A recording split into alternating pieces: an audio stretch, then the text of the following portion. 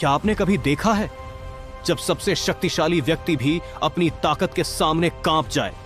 किष्किंधा के जंगल में बाली अपनी अजेय शक्ति के नशे में पेड़ पौधों को उखाड़ फेंक रहा था और अमृत समान सरोवरों को मिट्टी में मिला रहा था। उसकी गर्जना पूरे जंगल में गूंज रही थी। संयोगवश उसी जंगल में हनुमान जी राम नाम का जाप करते हुए ध्यान में लीन थे। बाली की हिंसा देखकर हनुमान जी आगे बढ़े और बोले, हे बाली, इस बल के मद में क्यों इस जंगल को तबाह कर रहे हो? राम नाम जपने से मन और लोक दोनों सुधरेंगे। बाली ने क्रोधित होकर कहा, तुच्छ वानर, तू मुझे राम नाम का जप सिखा रहा है? अपने राम को ही बुला ले मुझसे युद्ध करने के लिए। हनुमान ने क्रोध में उत्तर दिया, हे बाली, तुम श्री राम को रहने दो, पहले मुह तुच्छ सेवक को हरा कर देखो।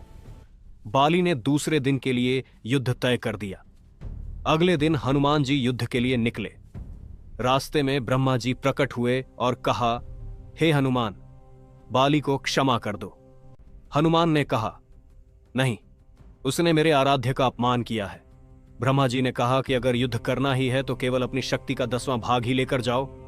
हनुमान जी ने ब्रह्मा जी को सर झुकाकर प्रणाम किया और चल दिए। जब हनुमान बाली के सामने आए तो हनुमान जी का आधा बल बाली में समा गया। बाली का शरीर फूलकर फटने लगा। ब्रह्मा जी ने कहा, अगर बचना है तो हनुमान से जितना हो सके दूर भाग जाओ। बाली तुरंत वहां से भागा। आगे ब्रह्मा जी मिले और बोले, इतना भी बल सहन नहीं कर पाए तुम। यदि हनुमान अपने पूरे बल के साथ युद्ध में आते तो तुम तुरंत परलोक सिधार जाते।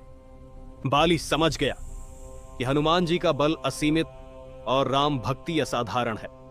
उसने हनुमान जी को दंडवत प्रणाम किया और कहा, हे हनुमान, आप तो इतने बलशाली होते हुए भी इतने शांत हैं, कृपया मुझे क्षमा करें। अगर ये कथा पसंद आई हो तो अपने किसी सनातनी भाई को शेयर जरूर करें।